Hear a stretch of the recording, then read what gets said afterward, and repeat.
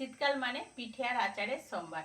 আজকের আমি তোমাদেরকে জলপাইয়ের আচার করে দেখাবো। শীতকালের দিনে ভাত পাতের শেষে একটু আচার থাকলে খুবই ভালো লাগে খেতে। চলো রেসিপিটা শুরু করি। আর রেসিপিটা ভালো লাগলে অবশ্যই সাবস্ক্রাইব করো, আর ফেসবুক থেকে দেখলে ফেসবুক পেজটাকে ফলো করে।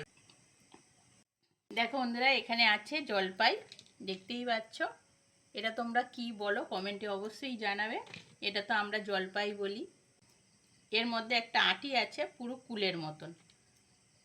আর এখানে দেখো মশলার মধ্যে ফোড়নের জন্য নিয়েছি শুকনো লঙ্কা আর 5 ফোড়ন। আর এদিকে আছে গোটা মশলা, এটা ভেজে গুঁড়ো করে নেব। এখানে আছে শুকনো লঙ্কা, ধনে, জিরে, মৌরি, গোলমরিচ, সর্ষে আর লবণ। আর সঙ্গে নিয়েছি একটা এলাচ।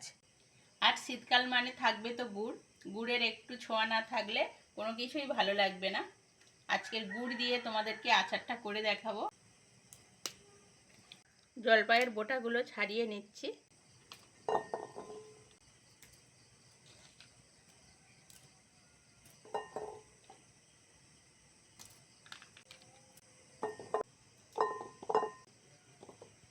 প্রথমে গোটা মশলা ভেজে নেব।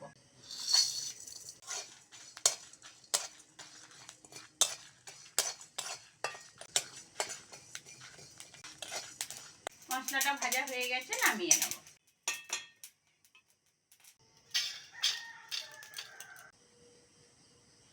ফোড়নে শুকনো লঙ্কা আর 5 ফোড়ন দিয়ে দেবো।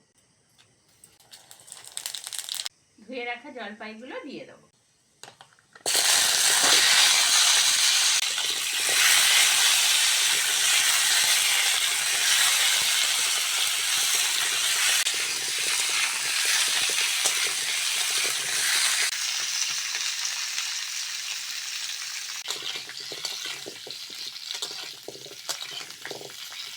জলপাইগুলো তেলের মধ্যে ভালো করে ভেজে নিয়েছি। জলপাই ভাজতে বেশি সময় লাগে না। জলপাইগুলো পুরো সবুজ ছিল, কিন্তু কালারটা চেঞ্জ হয়ে গেছে। এখানে 300 গ্রাম জলপাই আছে। 300 গ্রাম জলপাইয়ের জন্য আমি 250 গ্রাম গুড় নিয়েছি। এবার গুড়টা দিয়ে দেবো।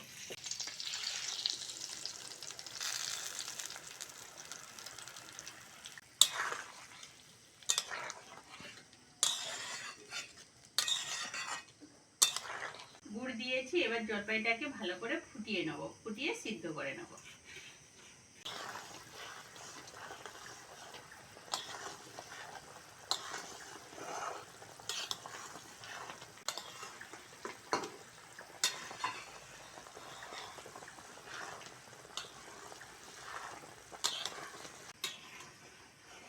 দেখো বন্ধুরা, জলপাইগুলো পুরো রসগোল্লার মতন ফুলে গেছে।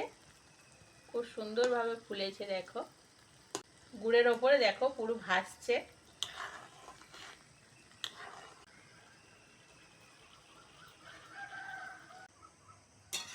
আচারটা হয়ে গেছে, গুঁড়ো মশলা দিয়ে নামিয়ে নেব।